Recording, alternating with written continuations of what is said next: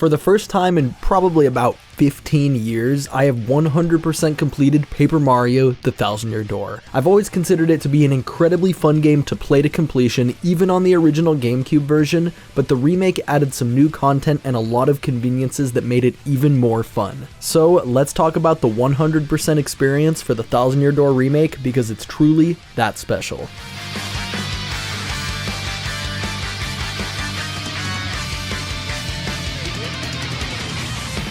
I went into my first playthrough of the remake knowing that I'd be 100% completing it, but I also didn't want to go out of my way to get everything as I went. I tend to be a player that completes the main story first and then goes back for cleanup later, but sometimes it can be even more fun to complete everything as you go. I do have a lot of the more useful star pieces and badges burned into my brain from doing challenges and min-maxing and stuff, so I made sure to grab all of that along the way. I have every early game star piece memorized from doing pre-Hooktail pit challenges several times over the years, so I'm just in the habit of banging those out right away. On my first run through, I grabbed every available star piece from Rogueport and Petal Meadows, but you do have to come back to Petal Meadows later in order to get some of the star piece flip panels. The ones in Petal Meadows don't bother me so much since they're right next to a blue pipe, but this star piece panel behind these bars in Hooktail's castle is probably the worst one in the game. Like seriously, I don't think anyone would ever find this without looking it up or using the in-game hint system. Chapter 1 doesn't have any crazy badges that are super worth collecting besides the obvious Mega Rush P here,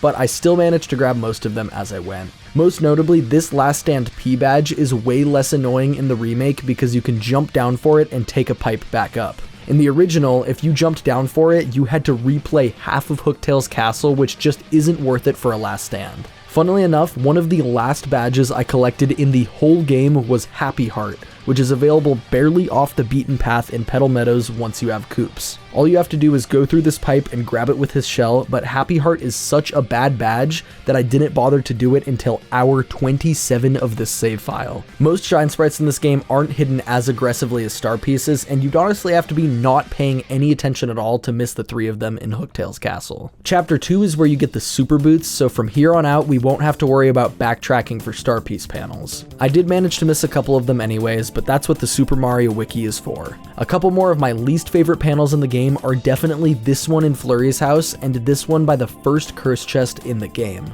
Both of these are areas that you would never have any reason to return to, yet they decided to slap star piece panels here that you have to come back later for. I think these locations are totally fine for star pieces, but they should have just been hidden behind something rather than being hidden under panels. Chapter 3 has a new feature in it that's such an insane upgrade for 100% completing Tattles, and I think it fixes one of the worst oversights of the original game. I remember way back in the day completing the Glitz pit in the Postgame, but forgetting to tattle some of the exclusive enemies like the special Magic Koopas or the Hyper Bald Clefts. The only solution to this was to intentionally lose to every enemy over and over to D-rank and go back down to the minor league. It was incredibly tedious and stupid, but the remake's new exhibition match feature fixes all of that. And aside from that, it really is just a good feature even if you don't do that stupid stuff that I did as a kid. Other than that, there's not a whole lot of collectibles in Chapter 3 to worry about, as it's a very small area and it's pretty accessible to come back to later. Yoshi's Hover is another ability that's similar to the spin jump in the sense that it unlocks some backtrack star pieces, but all of these are in Rogueport, so it's really not a big deal. Chapter 4 has another massive improvement that makes 100%ing the game so much more fun, and as you all probably know, it's this little green pipe right here. Going back and forth to Creepy Steeple is one of the most frustrating parts of not just playing Chapter 4 normally during the story,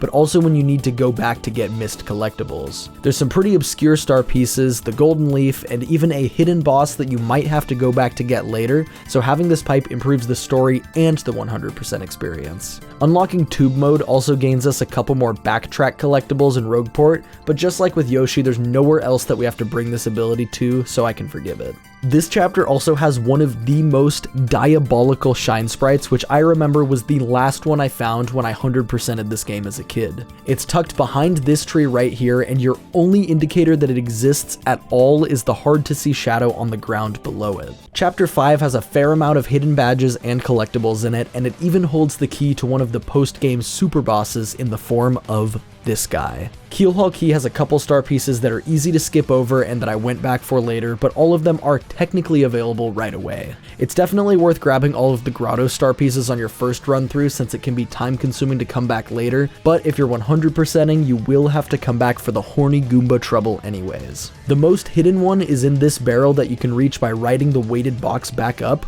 but there's also a couple panels that are kind of obscure. The boat panel unlocks a couple backtracking spots in Rogueport, but surprisingly there are no other use cases of it in any of the previous chapters. I actually think it's super fun to see the boat panels in the early game and not know what they're for until later, and that there could have been some fun backtrack secrets involving the water and Petal Meadows or something. And in fairness, I did complain about similar things that are actually in the game, but I think that the boat would be a better execution of it.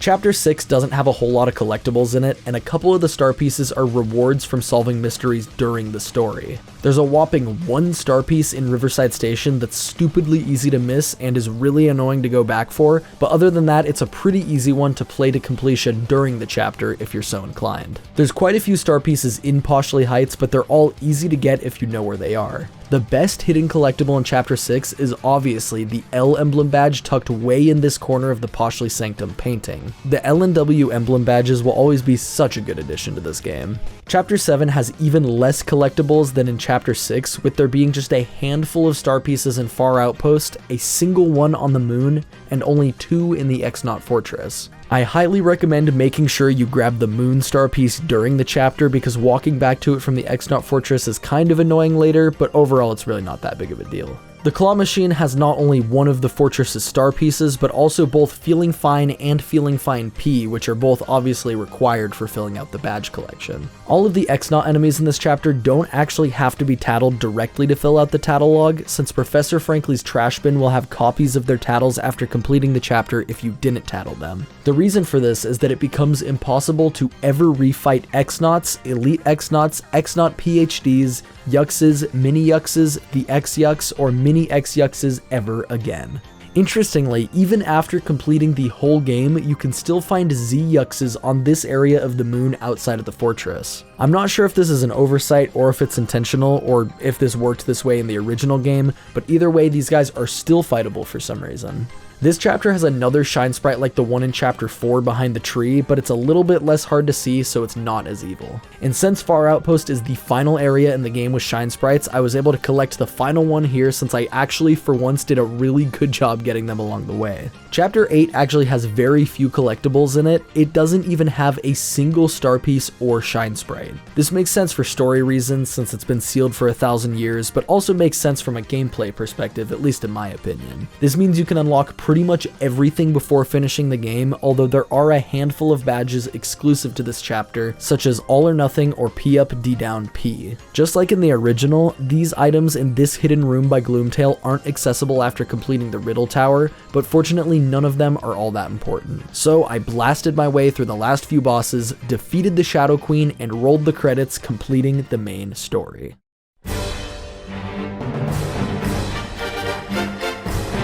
After beating the final chapter, it was time to tackle all of the post-game content, and this game has a lot of it. First up, I turned my attention to the Pita 100 trials.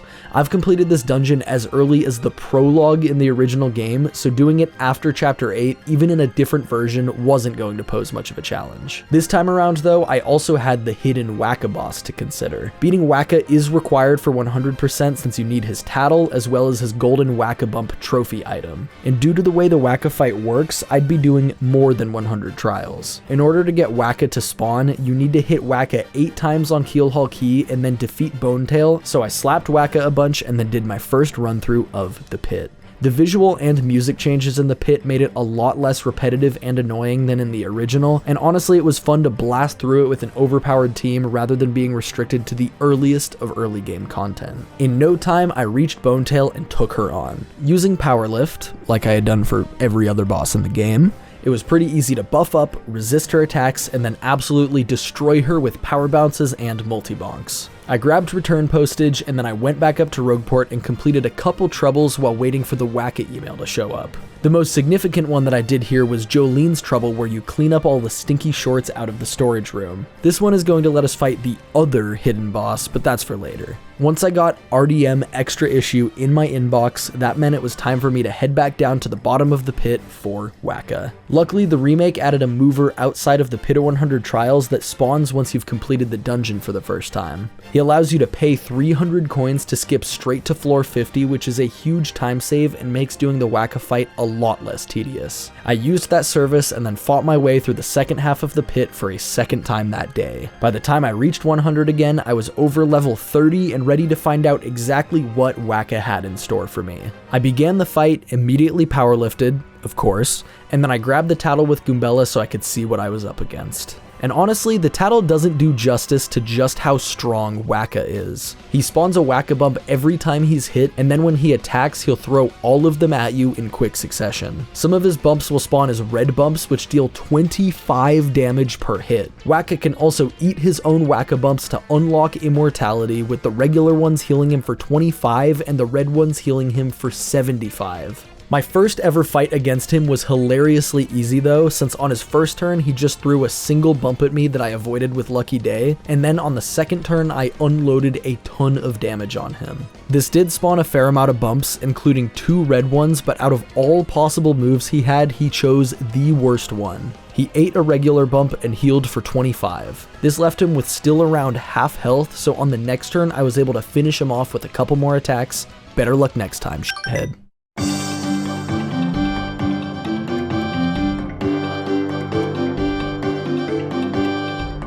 Next up on my quest to 100% the game, I decided to rematch the entire Glitz pit. I wasn't sure if this was a requirement for challenging Prince Mush or not, but I'd have to do it to get a few missed Tattles anyways, so I figured I'd just do it now. All of the fights are the exact same as they were during Chapter 3, so now that I'm over level 30, they're super easy. I decided to self-impose the challenge of beating every fight in a single turn, which did require resetting a couple times, so I could get fight conditions that allowed me to do it. Even under this arbitrary restriction, I was able to obliterate all of the Glitz pit rankings. And then, after a bit, I got the email from Prince Mush stating that he was ready to fight me in an exhibition match, so I did exactly that. I started off with a Tattle so I could figure out what I was getting into, and wow, Prince Mush is really strong. Just like with Wacka, the Tattle book doesn't do this one justice. His different stances can make him invulnerable to certain attack types, and once he's below half health, he'll go absolutely insane and deal like 100 damage to you in a single turn.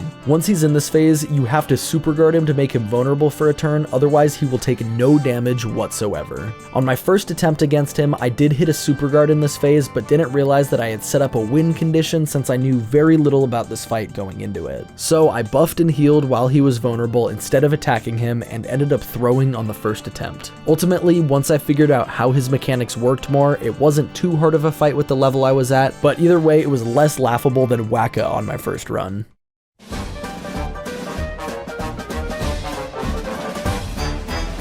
Next, I set my sights on the Trouble Center.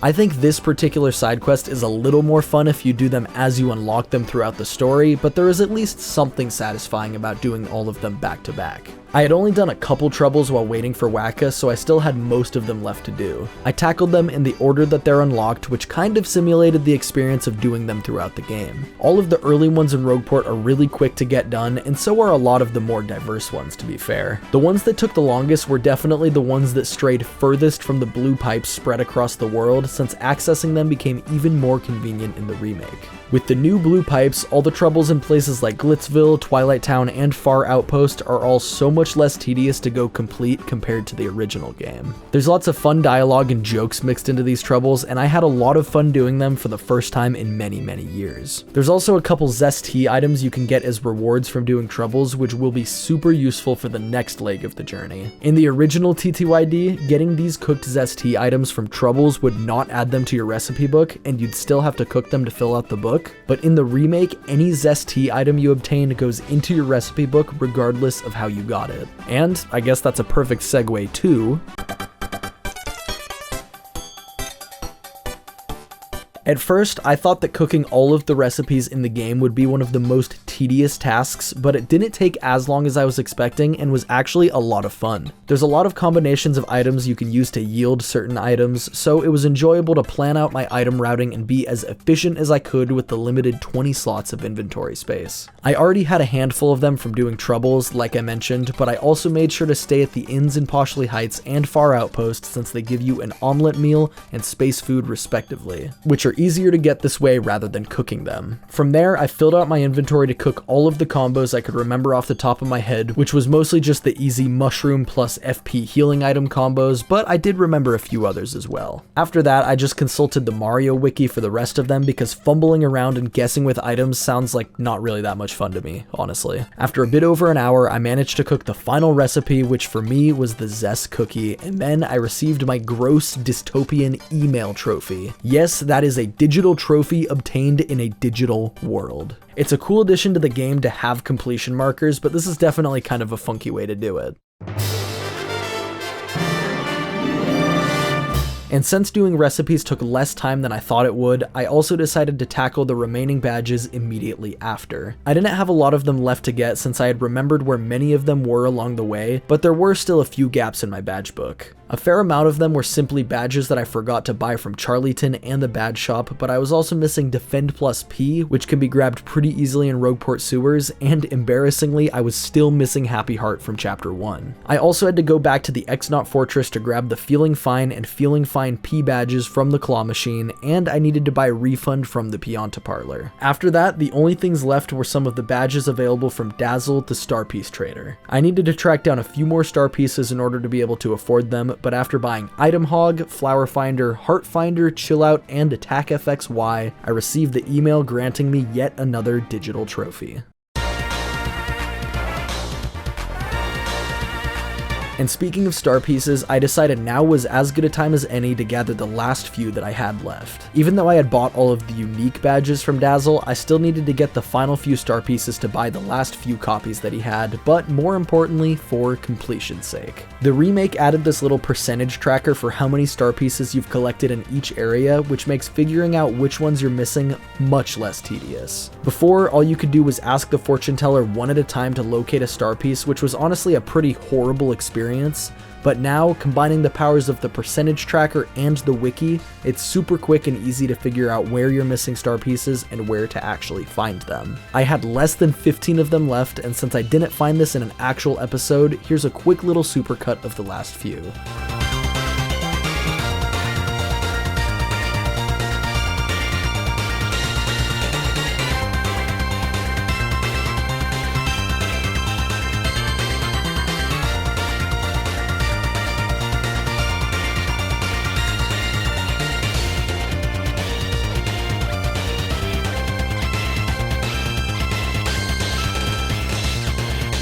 The reward for collecting all the star pieces are the art gallery sections that you unlock as you get all the star pieces from a given chapter, and I think this is a pretty sick reward to add to the remake.